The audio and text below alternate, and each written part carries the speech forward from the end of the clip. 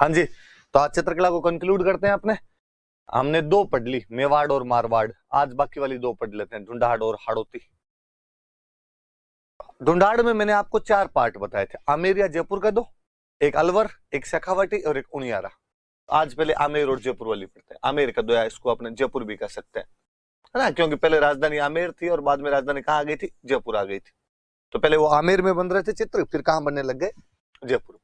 तो चित्रकला की शुरुआत यदि होती है तो मानसिंह के टाइम में। वैसे भी आमेर रियासत को स्थायित्व ही मानसिंह के टाइम में मिलता है, तो मानसिंह के टाइम में जयपुर चित्रकला का प्रारंभ है।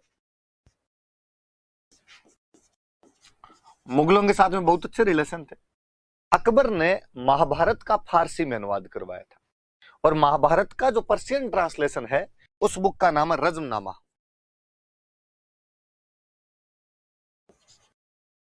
रज्मनामा वास्तव में महाभारत का पर्शियन ट्रांसलेशन है, महाभारत का फारसी भाषा के अंदर अनुवाद है।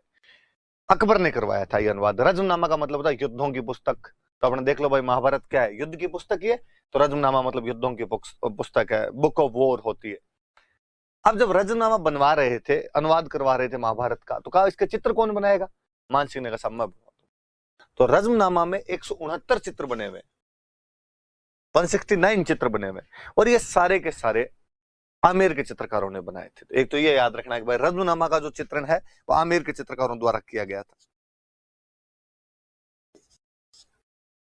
आमेर के चित्रकारों द्वारा चित्रण किया गया। कितने चित्र बनाए गए थे? तो 169 चित्र बनाए गए थे। ये थोड़ी सी बात याद रहे अपने कि मानसिंह के टाइम में शुरू हुई थी। रज्मनामा जो महाभारत का फारसी अनुवाद है, उसके 169 चित्र आमेर के चित्रकारों द्वारा बनाए गए थे। इसी टाइम में एक और बुक का चित्रण करवाया गया था, और उस बुक का नाम है यशोधरा चित्रण, यशोधरा चरित्र, सॉरी।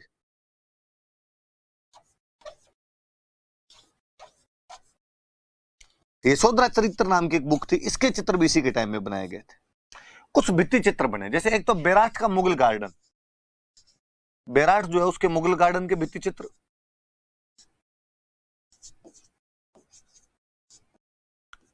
और एक मोजमाबाद नाम की जगह, वहां के भित्ति चित्र, ये सारे मानसिंह के टाइम में बनाए गए थे।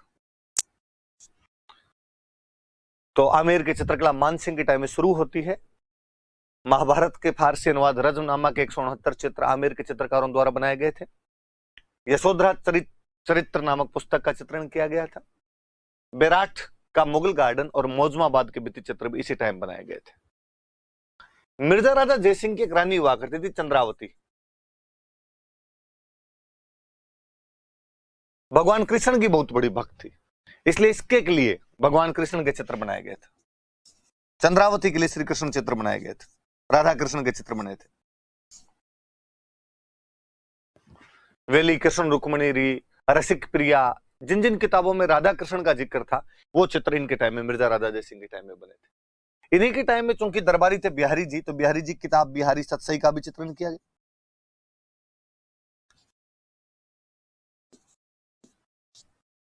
तो मिर्जा राजा जयसिंह ने अपनी रानी चंद्रावती के लिए भगवान कृष्ण के चित्र बनवाए थे, जिनमें 2 पुस्तकें मुख्य, रसिक प्रिया और कृष्ण रुक्मणी वेली, और बिहारी सतसई का चित्रण इसी टाइम में किया गया था। मानसिंह के टाइम में शुरू हुई। रज्मनामा के 169 चित्र आमेर के चित्रकारों ने बनाए। यशोधरा चरित्र नामक पुस्तक का चित्रण किया गया। बैराट के मुगल गार्डन और मौजमाबाद के भित्ति चित्र बनाए गए। मिर्जा राजा जयसिंह ने अपनी रानी चंद्रावती के लिए कृष्ण भगवान के चित्र बनवाए, और बिहारी सतसई का चित्रण किया गया था इस टाइम के अंदर।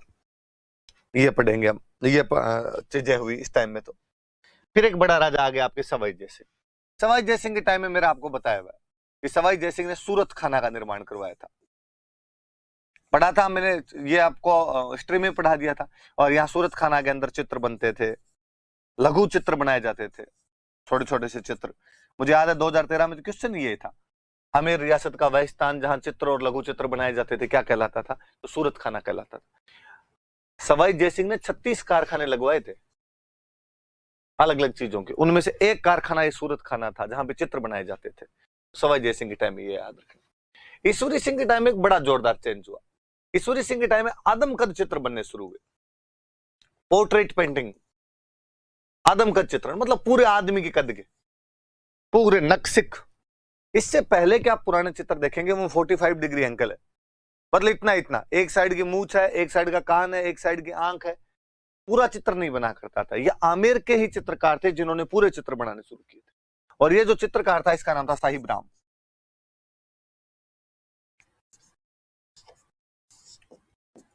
साहिब राम नाम का एक चित्रकार था जिसने ये पूरे पूरे चित्र बनाने शुरू कर दिए थे।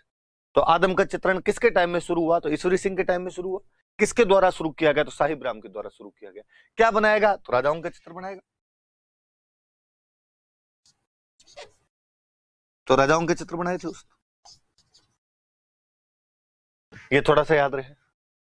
माधो सिंह के टाइम में खूब भित्ति चित्रण किया गया। भित्ति चित्रण हुआ था खूब। कहां कहां पे? पुंडरीक हवेली में भित्ति चित्रण हुआ, सिसोदिया रानी के महल में हुआ। मम्मी थी सिसोदिया रानी थी उसकी, माधो सिंह की चंद्रकंवर। गलता जी के मंदिरों में हुआ।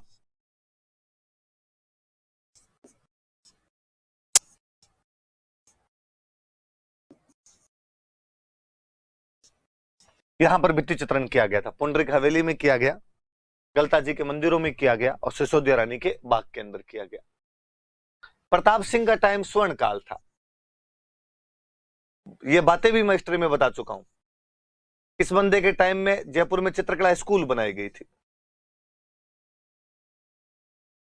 और पढ़ा था कि एक लालचंद नाम का चित्रकार था जो पशुओं की लड़ाई के दृश्य बनाता था। एनिमल फाइटिंग सीन यदि किसी ने डिपिक्ट किए थे तो वो बंदा आपके प्रताप सिंह था।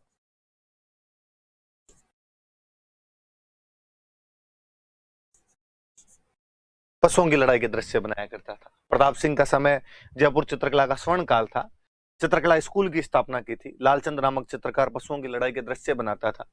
माधो सिंह के टाइम में भित्ति चित्रण हुआ। पुंडरीक हवेली के भित्ति चित्र, सिसोदिया रानी के भित्ति महल के भित्ति चित्र, गलता जी के मंदिरों के भित्ति चित्र इसी के टाइम में बनाए गए थे। विशेषताएं, वो चटक रंग यूज में लिए जाते थे। सारे लाल, पीला, हरा, केसरिया, ये रंग यूज में लिए गए। हाशिया जो हुआ करता था उसमें गहरा लाल रंग भरते। हाशिए में गहरा लाल रंग भरा जाता था। मुगल शैली का बहुत अधिक प्रभाव दिखाई देगा आपको, स्वाभाविक सी बात है। अब ये याद ही कर लो कि मुगल शैली का प्रभाव अपने आमेर किले पे भी दिखाई देता है। मुगल शैली का प्रभाव जो है वो आपको इस पे भी दिखाई देगा, चित्रकला पे भी दिखाई देगा। और स्वाभाविक सी बात है कि भाई मुगलों के ज्यादा कांटेक्ट में रहे तो मुगल शैली का प्रभाव है इस पे। भित्ति चित्रण बहुत ज्यादा हुआ और भित्ति चित्रण पे ही ये मुगल शैली का प्रभाव ज्यादा है। भित्ति चित्रण को वही फ्रेस्को किया जाता था। फ्रेस्को बोलते, अराइस बोलते, आला गीला कहते,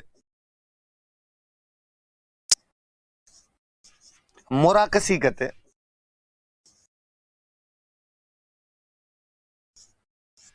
मोराकसी कहा करते थे। अलग अलग कई नाम थे अपने आप में। आदम का चित्रण खूब हुआ।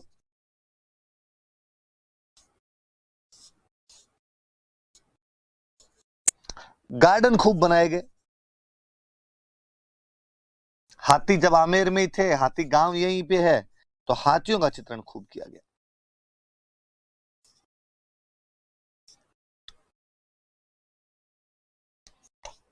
बगीचों के चित्र बने, हाथियों का चित्रण किया गया।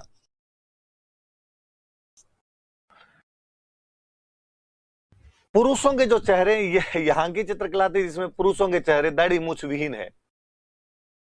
मगर यार जयपुर थोड़ा मॉडर्न था, इसलिए यहाँ पे बंदा बिना दाढ़ी मूछ के भी रह सकता था। बाकी वाले लोग इतने मॉडर्न नहीं थे, इसलिए सबके दाढ़ी मूछें दिखाई गई है।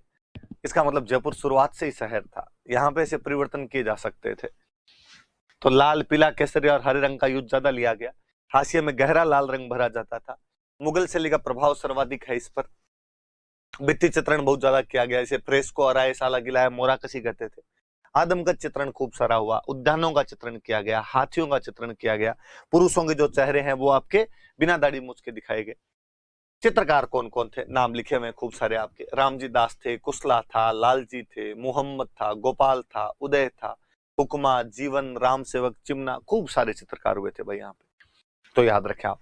मैं इसमें एक चीज और जोड़ना चाहूंगा कि जयपुर में कला का विकास प्रताप सिंह के बाद में भी दिखाई देता है, और Rajasthan school of art and craft, या मैं कहूंगी राम सिंह वाला जो मदरसा है हुनरी है, वो भी तो कला का विकास कर रहा था, उसने भी चित्रकला का विकास किया ही था, तो वो भी थोड़ा सा याद रख लेना, कभी लिखो तो उसका वर्णन भी करना आपने। अलवर वाली चित्रकला। अच्छा, जयपुर से अलवर अलग रियासत कोई बनाता तो वो कौन बनाता है? प्रताप सिंह। तो प्रताप सिंह के साथ में दो चित्रकार चले गए थे जयपुर से, एक का नाम था डालूराम, एक का नाम था शिव कुमार। तो प्रताप सिंह के समय जयपुर से दो चित्रकार अलवर चले गए थे जिनके नाम थे डालूराम और शिव कुमार। तो थोड़े थोड़े चित्र प्रताप सिंह के टाइम में बनने शुरू हो जाते हैं। ऐसे प्रताप सिंह के टाइम में राजगढ़ में शीश महल का भित्ति चित्र बनाए गए थे। राजगढ़ में शीश महल है, उसके भित्ति चित्र बनाए गए। बख्तावर सिंह के टाइम में भी इस शीश महल का चित्रण किया गया था राजगढ़ वाले का, इसमें और सारे चित्र बनाए गए।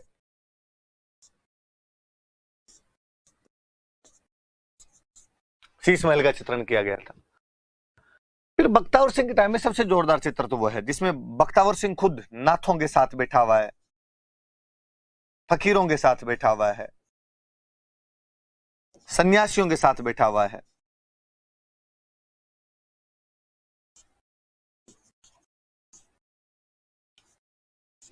तो बख्तावर सिंह के खूब सारे चित्र मिलेंगे जिनमें नाथों के साथ, सन्यासियों के साथ, नाथ फकीरों के साथ में धर्म चर्चा कर रहा है। उस टाइप के जो चित्र बनाए गए थे वो किसके टाइम में बनाए गए थे? तो बख्तावर सिंह के टाइम में। तो कोई पूछे भाई कौन से राजा के नाथों, फकीरों, सन्यासियों के साथ में चर्चा करते हुए चित्र बनाए गए थे? तो बख्तावर सिंह के बनाए गए थे। ये थोड़ा सा ध्यान रखना। विनय सिंह का टाइम अलवर चित्रकला का स्वर्ण काल है।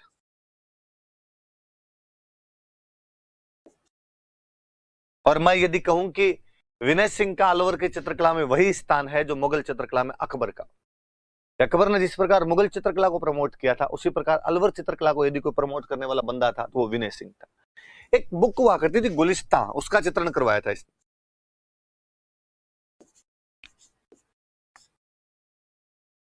गुलिस्तां का चित्रण किया गया, दो बंदे लगे थे इसके चित्रण के लिए। ये तो बलदेव, बलदेव के लिए तो कहा जाता है कि विनय सिंह खुद इससे पेंटिंग सीखता था।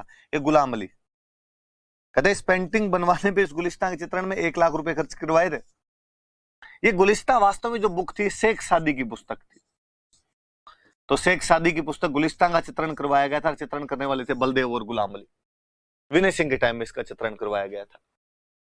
शिवदान सिंह के टाइम में कामशास्त्र नाम की एक पुस्तक का चित्रण किया गया।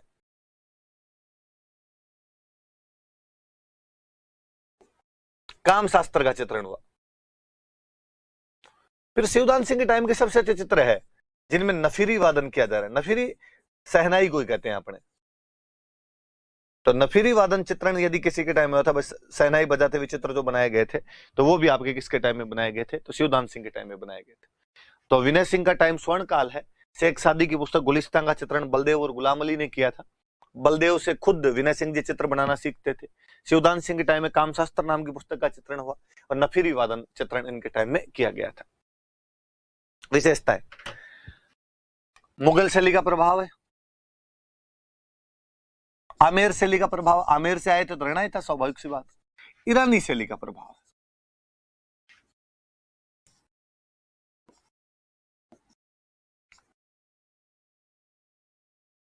थोड़ा ज्यादा चिकने शाइनी कलर यूज में लिए इन लोगों ने, चिकने और उज्जवल रंगों का प्रयोग किया।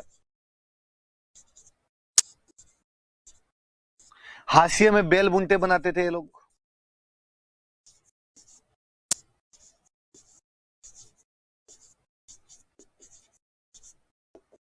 हाशिए में बेल बुंटे।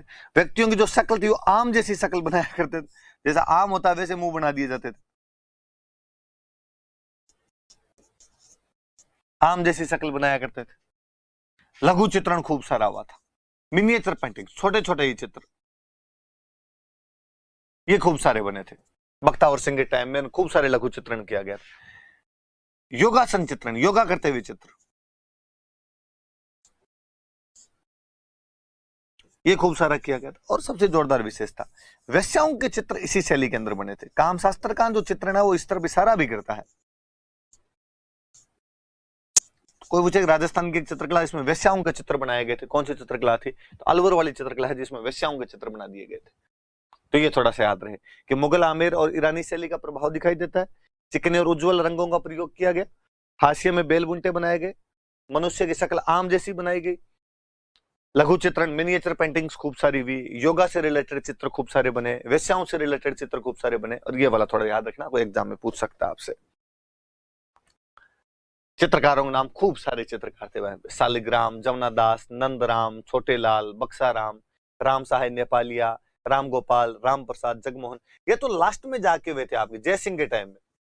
वो जय सिंह जिसको आपके निकाल दिया गया था उधर से, तिजारा दंगों के बाद इसको हटा दिया गया था, उसके टाइम में भी जाके चित्रकार हुए थे यहाँ पे। तो अलवर वाले चित्रकार पिछले 2-3 बार से किसी ना किसी एग्जाम में किसी ना किसी तरीके से पूछे जा रहे हैं, तो थोड़े याद भी रखना भाई, इनके नाम भी याद रख लेना। तो ये मुख्य मुख्य चित्रकार।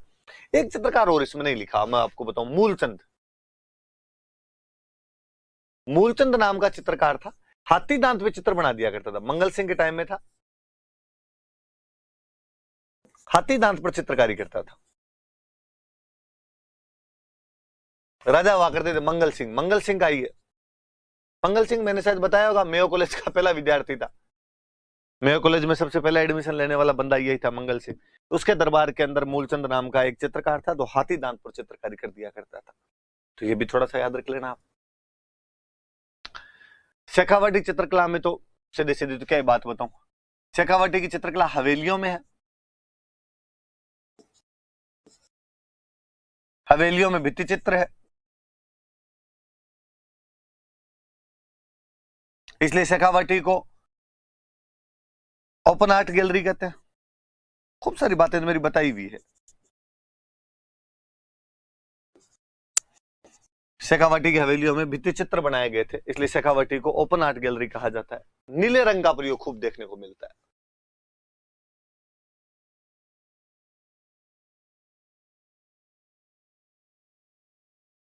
नीले रंग का प्रयोग किया गया है। यूरोपियन शैली का खूब प्रभाव दिखाई देता है।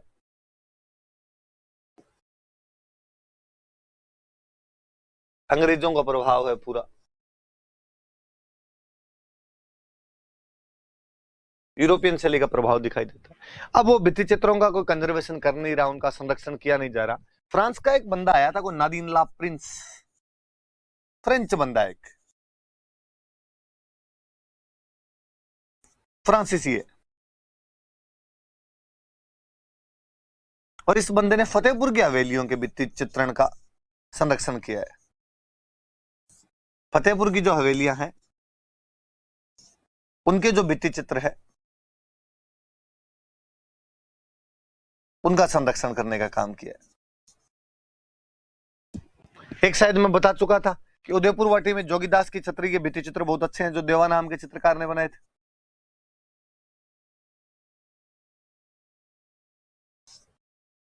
उदयपुर वाटी में जोगीदास की छतरी है, और इसके जो भित्ति चित्र है पेंटर ने बनाए थे। पेंटर का नाम है देवा।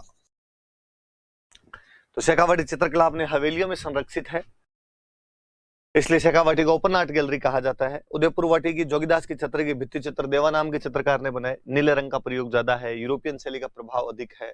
नादीन ला प्रिंस नाम का एक फ्रेंच है जिसने फतेहपुर की हवेलियों के भित्ति चित्रों का संरक्षण करने का कार्य किया था। तो ये थोड़ा सा नादीन ला प्रिंस वाला याद रख लेना आप। उनियारा शैली, उनियारा आमेर रियासत का एक ठिकाना है, नरू का ब्रांच का ठिकाना था। नरुकों का एक ठिकाना हुआ करता था उनियारा। उनियारा का तो मतलब ही चेहरा होता है, उनियारो। सरदार सिंह जी के टाइम में यहाँ की शैली थोड़ी यूं रंग पकड़ती है। मिश्रण है वास्तव में जयपुर और बूंदी का।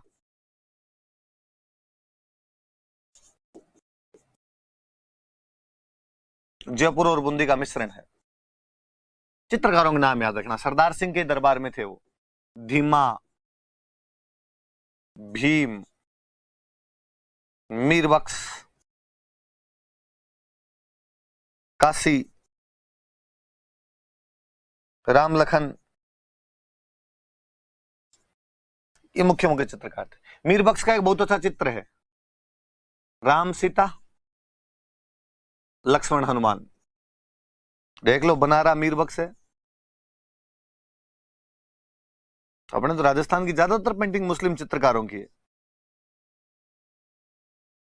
राम सीता लक्ष्मण हनुमान के चित्र बनाए थे, किसने बनाए थे? तो मीर बख्श ने बनाए थे। किसके दरबार में था? तो राव राजा सरदार सिंह जी हुआ करते थे, उनके दरबार में था। उनियारा आमेर रियासत का नरुकों का एक ठिकाना था, जयपुर और बूंदी से लिखा मिश्रण है उनियारा वाली में, और कोई बात नहीं है इसके अंदर। हाड़ौती पेंटिंग आ गई। हाड़ौती में मुख्यतः दो है, झालावाड़ वाली तो कुछ है नहीं, बूंदी और कोटा हमने पढ़ी थी, अलग अलग दो पढ़ेंगे हम। एक बूंदी के बारे में पढ़ेंगे, पहले बूंदी रियासत थी और बाद में रियासत कौन सी आ गई थी? कोटा। इनके बारे में पढ़ लेते हैं अपने। बूंदी वाली सुरजन के टाइम में शुरू होती है, शुरुआत सुरजन के टाइम में। आप एक चीज नोटिस कीजिए, राजस्थान की लगभग चित्रकला अकबर के समकालीन है। सुरजन अकबर के समकालीन था, मानसिंह अकबर के समकालीन है, महाराणा प्रताप अकबर के समकालीन है, मालदेव भी लगभग लगभग अकबर के समकालीन है, बीकानेर वाला राय सिंह अकबर के समकालीन है। क्योंकि अकबर के टाइम में राजस्थान में लड़ाइयां बंद हो गई थी। लड़ाइयां बंद हो गई तो थोड़ा शांतिपूर्ण टाइम मिला, शांतिपूर्ण टाइम मिला तो कला गतिविधियों को बढ़ावा मिला था। अब नागौर दरबार के जो महत्व लिखाए हैं उसका एक पॉइंट देख लेना आप, कि शांति व्यवस्था स्थापित होने के कारण कलात्मक गतिविधियों को बढ़ावा मिला था। ये देख लो आप, नोटिस कर लो बोले। शत्रु साल ने रंग महल का निर्माण करवाया था, बता चुका हूं मैं। मैंने किले पढ़ाए तभी मैंने बता दिए थे, रंग महल का निर्माण करवाया था जिसमें भित्ति चित्र बनाए गए। अब मैंने उस टाइम भी बताया था कि जो तारागढ़ किला वो अपने भित्ति चित्रों के लिए जाना जाता है। उमेद सिंह का टाइम बूंदी चित्रकला का स्वर्ण काल था।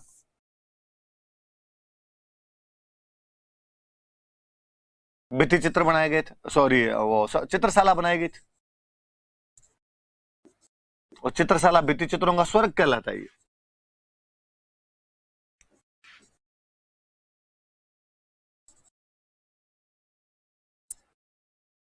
भित्ति चित्रों का स्वर्ग कहलाता है। उमेद सिंह का एक बहुत अच्छा चित्र है, 1750 के आसपास का चित्र है, जिसमें उमेद सिंह जंगली सुअर का शिकार कर रहा है। एक भित्ति चित्र बनाया गया था उमेद सिंह द्वारा, जंगली सुअर का शिकार।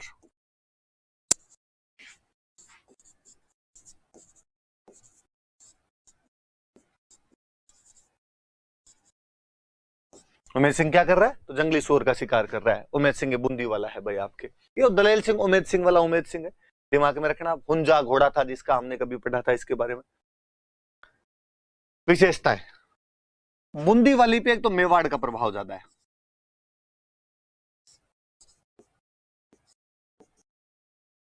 मेवाड़ शैली का प्रभाव।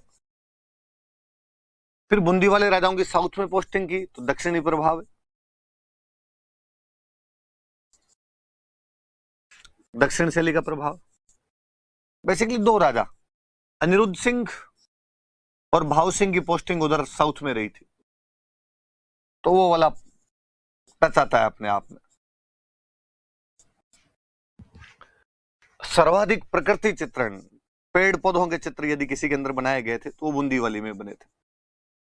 प्रकृति चित्रण तो बहुत ही ज्यादा है, कि पशु पक्षियों पेड़ पौधों की चित्रकला है, ये तो नेचर की पेंटिंग थी अपने आप में।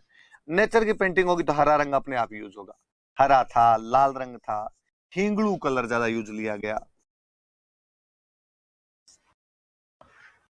मतीराम वाली पुस्तक रसराज का, इसमें भी चित्रण किया। जो मारवाड़ वाली मैंने बताया था उसका इधर भी है।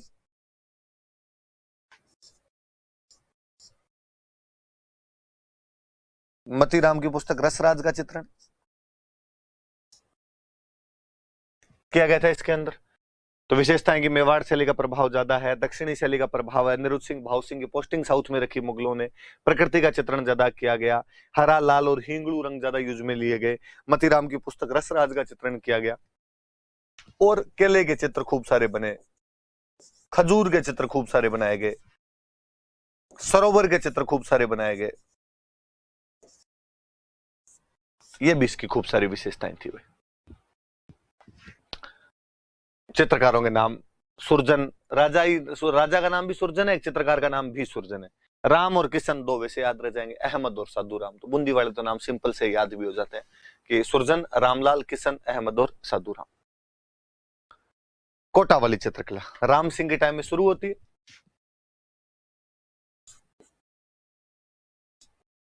भीम सिंह याद कर लो, वल्लभ संप्रदाय का प्रभाव था। कोटा का नाम बदलकर नंदग्राम कर दिया था, शेरगढ़ का नाम बदलकर बरसाना कर दिया था, खुद का नाम बदल के कृष्णदास कर लिया था, बारह में सांवरिया जी का मंदिर बनवाया था। अब वल्लभ संप्रदाय का प्रभाव होगा तो श्री कृष्ण के चित्र ज्यादा बनेंगे भाई।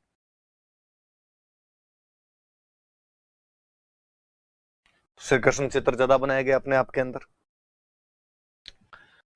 यहां पर भी एक उमेश सिंह वे, इसका टाइम स्वर्णकाल। ये वो उमेश सिंह नहीं भाई, अलग है ना, कोटा वाला उमेश सिंह अलग है, बूंदी वाला उमेश सिंह अलग है।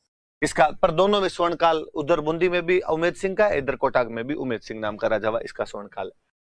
विशेषता है एक तो वल्लभ संप्रदाय जहां ज्यादा होगा वहां नारी सौंदर्य ज्यादा होगा,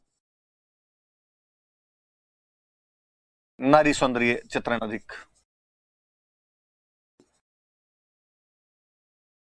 एक इसकी सबसे यूनिक विशेषता शिकार के दृश्य, हंटिंग सीन्स, शिकार के दृश्य। और ये जालिम सिंह झाला वाली हवेली के अंदर तो खूब सारे शिकार के दृश्य हैं भाई। तो कोई पूछ ले भाई शिकार के दृश्य है कहाँ, ये तो बताओ। जालिम आदमी ना जालिम सिंह झाला, जालिम सिंह झाला की हवेली के अंदर ये भित्ति चित्र बनाए गए थे। अब देखो पहली बात है नारी सौंदर्य का चित्रण, दूसरी है शिकार के दृश्य, तीसरी में दोनों को मिला दो, महिलाओं को शिकार करते हुए दिखाया गया। मतलब भेदभाव नहीं है, महिलाओं को शिकार करते दिखाया गया।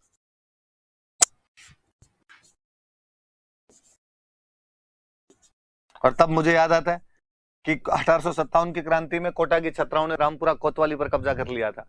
मुझे लगता है कोटा की महिलाएं तो वैसे भी बहादुर रही है, तो वो यदि शिकार नहीं करेगी तो कौन करे, तो महिलाओं को पशुओं का शिकार करते हुए वैसे दिखाया गया। हल्का हरा रंग यूज में खूब लिया गया, पीला रंग खूब यूज में आया, नीला रंग खूब यूज में लिया गया। शेर के चित्र, मोर के चित्र, चंपा के चित्र,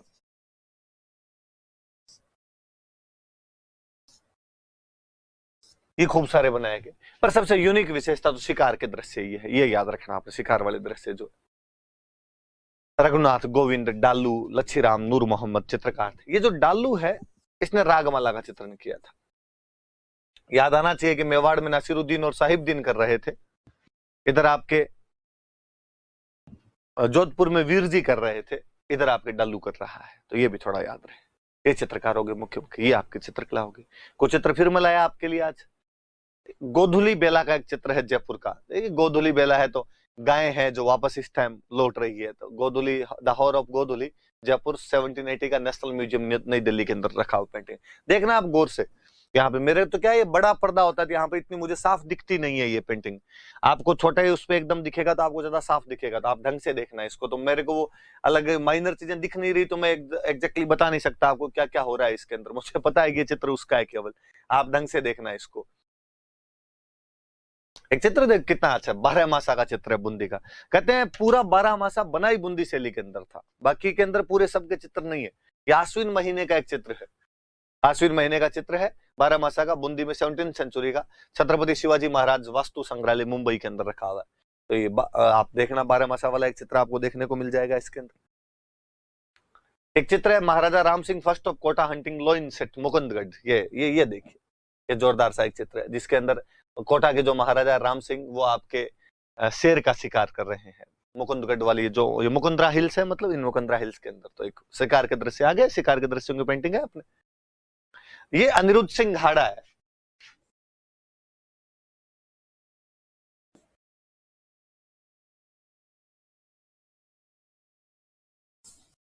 ये जो बूंदी का अनिरुद्ध सिंह हाड़ा राजा था उसकी पेंटिंग बनाई गई है, अनिरुद्ध सिंह हाड़ा की पेंटिंग है। ये एक राग दीपक का चित्र है, चुनार रागमाला। चुनार, सुरजन को क्या किया था अकबर ने, चुनार का सूबेदार बना दिया था। बनारस के पास चुनार राम की जगह पड़ती है, तो वहां पर यह चित्र बनाया गया था। भारत कला भवन वाराणसी के अंदर रखा हुआ है। सैयद शेख हसन, शेख अली और शेख हातिम ने यह चित्र बनाया था। 91 का है, ये इधर गलत लिख दिया गया, 91 के आसपास का चित्र, राग दीपक पर आधारित एक चित्र है। ये लिखा हो भी उस पर दीपक राग, ये देखिए यहाँ पे देखेंगे तो आप। मैं देखो आपको बता रहा था चोर 85 का शैली, मैंने कहा था डगलस गैरेट और बेसिल गे कहते हैं कि चोर 85 का शैली का उद्गम है वो मेवाड़ से हुआ। उस दिन मैं चित्र लाना भूल गया था। ये चित्र है जिसमें बिलहन बैठा है और चंपावती उसकी प्रेमिका है। तो विलहन ने खुद को चोर के रूप में दर्शाया विलहन को, और चंपावती दिखाई हुई है कि चोर किस प्रकार से मिलने के लिए इनके आता है, उस पर आधारित चित्र है। चोर 85 का मेवाड़ 1500 एनसी मेहता कलेक्शन, अहमदाबाद गुजरात के अंदर ये चित्र है।